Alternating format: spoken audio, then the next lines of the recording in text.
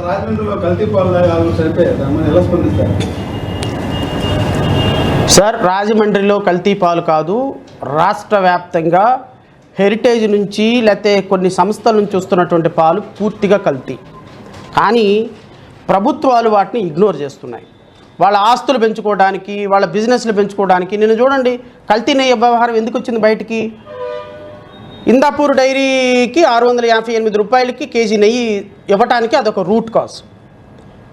ఇందాపూర్ డైరీకి ఇచ్చిన తర్వాత ఇందాపూర్ డైరీకి రేపు నెయ్యి సప్లై చేసేది ఇండైరెక్ట్గా ట్యాంకుల్లో నుంచి హెరిటేజ్.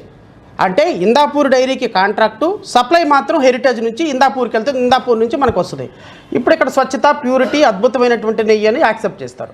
సో దీనివల్ల చంద్రబాబు నాయుడు గారు ఈ వెంకటేశ్వర స్వామి మీద వేసినటువంటి అపవాదు వల్ల లబ్ధి పొందింది ఎవరు? హెరిటేజ్.